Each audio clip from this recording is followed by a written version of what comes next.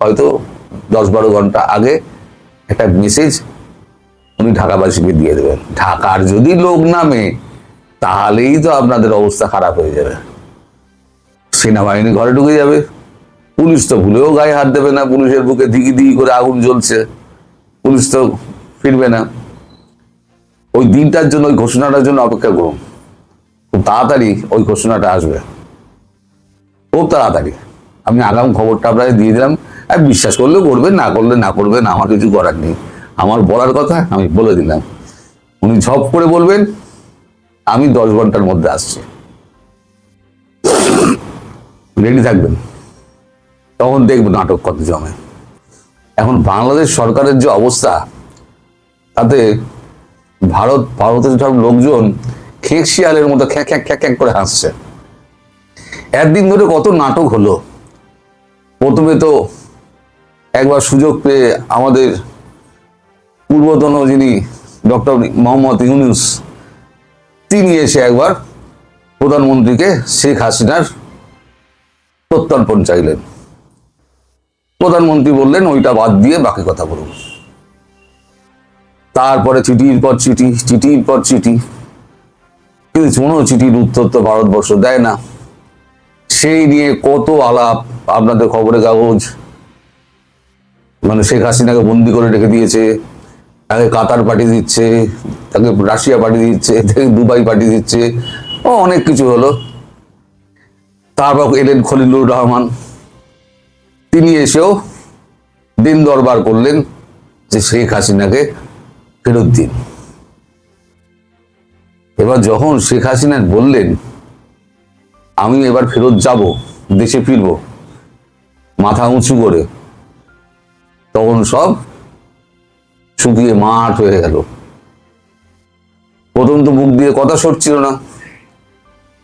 এখন গতকালকে সালাউদ্দিন সাহেব স্বরাষ্ট্রমন্ত্রী, তিনি পরিষ্কার বলে দিলেন যে ভারতবর্ষেই তার কাফন দাফন হয়ে গিয়েছে, আওয়ামী লীগের নেত্রী শেখ হাসিনা আর ফিরবেন না। তাই আমার দিদিমার কথাটা মনে পড়ে গেল, কত রঙ্গ দেখালি গিয়ে তুলসী তলায় শুয়ে শুয়ে। এখন যদি শেখ হাসিনা ফিরে আসেন, তাহলে ওনাদের যে হাল হবে সেটা তো ওনারা খুব ভালো করে জানেন।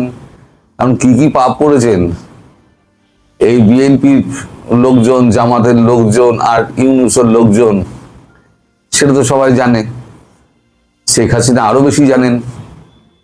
পাবলিক আছে ক্ষেপে, শেখ হাসিনা যদি প্রত্যাবর্তন করেন, করবেন তো বটেই, উনি যখন বলেছেন ভেবে চিন্তেই বলেছেন।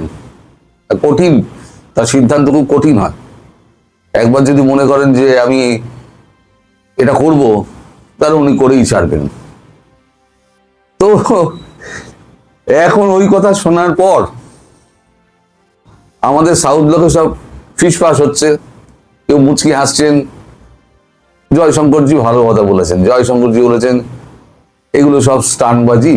উনি তো কালকে রাতে বেলা বেরিয়ে গেছেন বিদেশ, যাওয়ার আগে তিনি বলে গেছেন ঘরোয়া আলোচনা, এগুলো সব স্টান্টবাজি বাংলাদেশের। আমি জানতাম যে এই স্টান্টবাজি বেশি দিন টিকবে না। আমি ওই জন্য মোদিজিকে বলেছিলাম আপনি একবার বলুন যে হ্যাঁ আমরা প্রত্যর্পণ করে দিচ্ছি, দেখবেন নেবে না। ওরা এতটাই ভয় পায়। এখন দেখা গেল যে সত্যি সত্যি ডক্টর জয়শঙ্কর অত্যন্ত বুদ্ধিমান মানুষ। তার যে মানে আগাম চিন্তা ভাবনা কতদূর বিস্তৃত হতে পারে, সেটা কিন্তু সালাউদ্দিন সাহেব প্রমাণ করে দিলেন। এত ভয় শেখ হাসিনাকে, আমাদের ওই ডক্টর ইউনূস তিনি তো ঢপ মেরে মেরে মানে পুরোটা চালিয়ে দিলেন।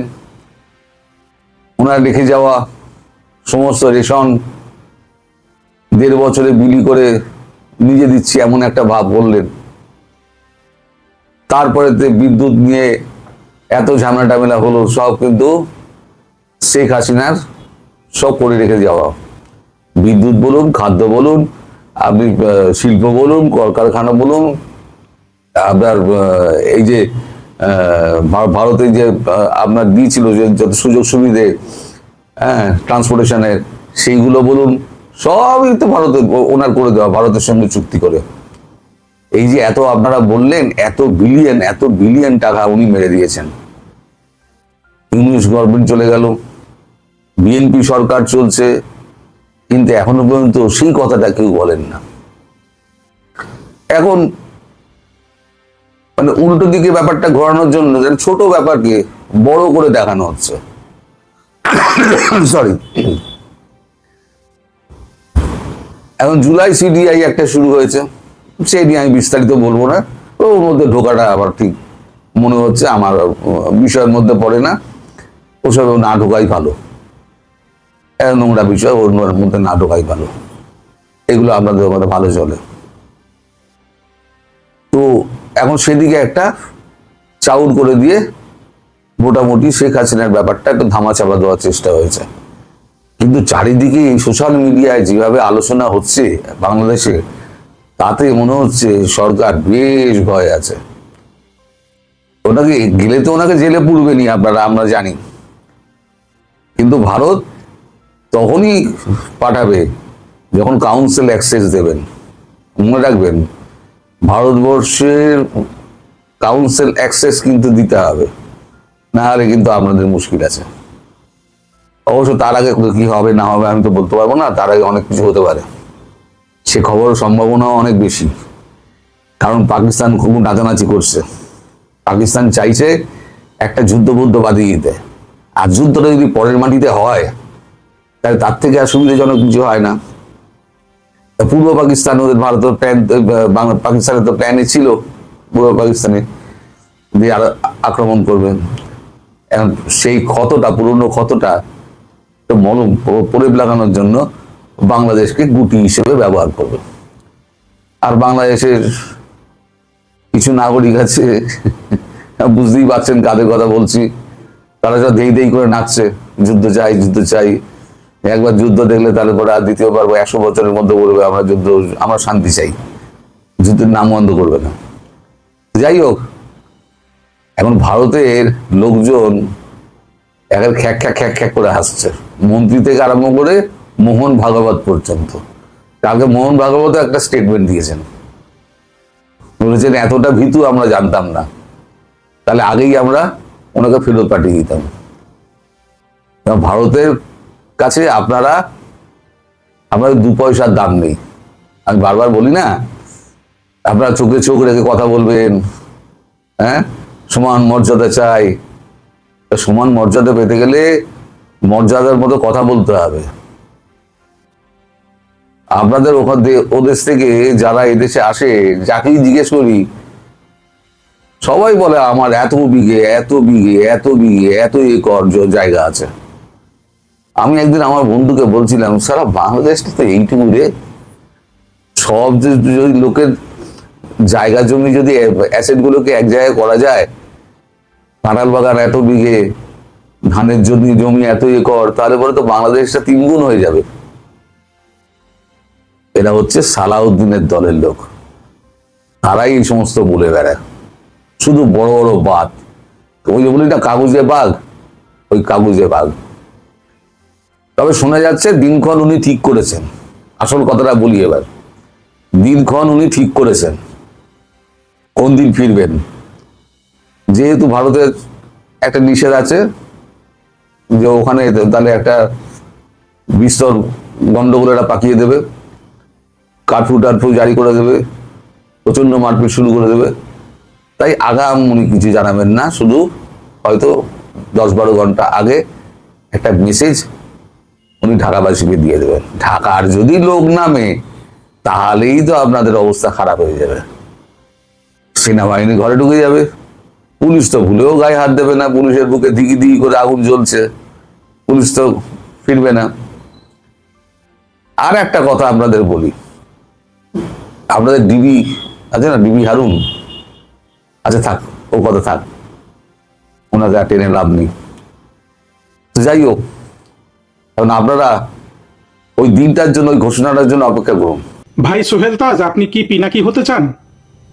আপনার বোন তো পিনাকি হতে চেয়েছে, পেরেছে? পিনাকি হতে চাইলেই হতে পারবেন? সবসময় কি পিনাকি হওয়া যায়? পিনাকি তো একজন হয়। আর যদি পিনাকি হতে না চান, অথবা পিনাকি হওয়া যদি আপনার পক্ষে সম্ভব না হয়, এবার থামুন। আপনি বলবেন আমি তো সত্য বলতে চাই। আরে মিয়া, কত লোক কত সত্য লুকিয়ে রেখেছে, আপনি সত্যবাদী যুধিষ্ঠির হয়ে গেছেন? উন্মাদ কোথাকার। হ্যাঁ, এটা সত্য, আমরা এটা সবাই স্বীকার করি যে বঙ্গবন্ধু এবং তাজউদ্দিন আহমেদের মধ্যে যে দূরত্ব দেখা গেছে, সেটা আমাদের জন্য সুখবর ছিল না, আমাদের জন্য ভালো হয়নি সেটা, এটা তো সবাই স্বীকার করে। কিন্তু রাজনীতির ইতিহাসে কি এই ধরনের ঘটনা কি প্রথম? অনেক ঘটনা আছে। ট্রটস্কির নাম জানেন? রুশ বিপ্লবের অন্যতম নেতা। কোথায় গেছেন উনি? কোথায় মারা গেছেন? এগুলো হয়, এসব ট্র্যাজেডি মেনে নিতে হয়। কিন্তু তারপরে আপনার মা তো আওয়ামী লীগের প্রেসিডেন্ট ছিল। শেখ হাসিনা আপনাদের প্রতিটা ভাই বোনকে, কেউ জঙ্গি, কেউ হিরোইনছি, কেউ মাদক নেয়, তারপরে সবগুলাকে তুলে এনেছে না? হ্যাঁ, ফ্লোর থেকে তুলে আপনাদের মন্ত্রী এমপি বানিয়েছে না? শেখ হাসিনার কোনো দোষ দিতে পারবেন? তারপরেও আপনার এত খায় শেখ হাসিনার বিরুদ্ধে বিষোদ্গার করতে হবে, জয়কে নিয়ে কটূক্তি করতে হবে, আওয়ামী লীগকে নিয়ে এখন আপনার খুব ঝাড়তে হবে। কি পেয়েছেন আপনি? পিনাকি বেঁচে গেছে ফ্রান্সে গিয়ে, আপনি তো আমেরিকায় গিয়ে বাঁচতে পারবেন না, কারণ পিনাকির মতো এত অসভ্য আপনি হতে পারবেন না। পিনাকির মতো এত ধুরন্ধর চালবাজ আর সেই মেধাও আপনার নাই। আপনার তো বিড়ি, সিগারেট, গাঁজা খেয়ে আপনি আপনাকে ধ্বংস করেছেন। নার্ভাস সিস্টেম ধ্বংস হয়ে গেলে সেটা কি ইয়েতে গিয়ে ঠিক করা যায়? আপনি যেভাবে ঠিক করার চেষ্টা করছেন, ব্যায়াম করে ঠিক করা যায়? ওটা করা যায় না। আপনার চোখ মুখ দেখলে বোঝা যায় আপনি একটা উদ্ভ্রান্ত, হ্যাঁ, একটা হিরোইন যুবক। যুবক তো আর নাই, এখন তো বুড়ো হয়ে গেছে। আপনার পিনাকির স্বাস্থ্যও নাই, পিনাকির মেধাও নাই। হ্যাঁ, পিনাকির একটা যোগ্যতা আপনার আছে, পিনাকি হিন্দুর ছেলে, এই জন্য জামাতে গিয়ে ওর যা করছে এটার মূল্য পেয়েছে। একই ব্যাকগ্রাউন্ডে আপনার আছে। আপনি তাজউদ্দিনের ছেলে, এটা জামাতের কাছে অনেক বড় একটা দামি জিনিস, আপনি যদি ওদের কাছে যান। কিন্তু পিনাকির সমান যোগ্যতা দেখাতে পারবেন? পারবেন তো না।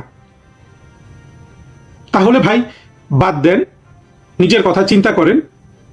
আমরা প্রায় ভাবতাম যে আপনাকে আমরা আওয়ামী লীগে দেখব, এসব আমরা ভেবেছি। হ্যাঁ, কিন্তু আপনি যেই অবস্থা করছেন, আপনি কিন্তু সব সীমা ছেড়ে গেছেন। আপনার বোন সেই মিশরে গিয়ে মৌলবাদী বিয়ে করে আগে শেষ হয়ে গেছে। আপনি বাংলাদেশে বসে বর্তমানে যে অরাজকতা চলছে, আওয়ামী লীগের প্রতি যেই অন্যায় চলছে, সেগুলা চোখে দেখছেন না। আপনি এখনো শেখ হাসিনার দোষ দেখছেন। আপনি জয়কে বিচার করার কোনো যোগ্যতাই তো আপনার নাই। সোহেল তাজউদ্দিনের ছেলে হয়তো হিরোইন হয়েছেন মিয়া, লজ্জা করে না? জয় কি হিরোইন খেয়েছে? জয় গাঁজা খেয়েছে? জয়ের মতো মেধাবী হতে পেরেছেন? অসভ্য কোথাকার। জয়কে নিয়ে কথা বলা আপনার সৌভাগ্য পায়? জয়ের কথা শুনেছেন? জয়ের মতো গণতান্ত্রিক মানসিকতার মানুষ বাংলাদেশে তো একজনও নাই।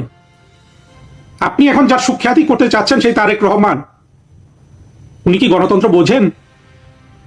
গণতন্ত্র কি এই যে দেশের 50% মানুষকে নির্বাচনের বাইরে রেখে সেই নির্বাচনে তেড়ে এসে সারা বাংলাদেশের নেতা হয়ে গেছে এমন ভাব দেখানো? তারেক রহমানের পেছনে কি মুক্তিযুদ্ধের শক্তি আছে? নাই তো। কোন মরিচিকার পেছনে ঘুরেন? আপনার তো আমসালা কোনোটাই নাই সোহেল তাজ, কোনোটাই নাই। ইউনুস দিচ্ছে লাথি, ইউনুসের লেজুর বৃত্তি করেছেন, ইউনুসের লাথি খেয়েছেন, জঙ্গিদের লাথি খেয়েছেন। আপনার বাপের নামে কি রাস্তাঘাট ছিল সেগুলোও মুছে ফেলা হয়েছে। কোথায় পার্কটার কাছে কিচ্ছু থাকবে না তো। আওয়ামী লীগ না আসলে তাজউদ্দিনের নামও তো থাকবে না বাংলাদেশে, যে তাজউদ্দিনের নাম নিয়ে নিয়ে এই ধরনের অসভ্যতা করতেছেন। কিচ্ছু থাকবে না তো। আওয়ামী লীগ এসে তাজউদ্দিনকে পুনরুদ্ধার করলেই কেবল সোহেল তাজ আপনারা আবার তাহলে বড় হতে পারবেন। কেন ভাই এমন নির্বুদ্ধিতা করেন?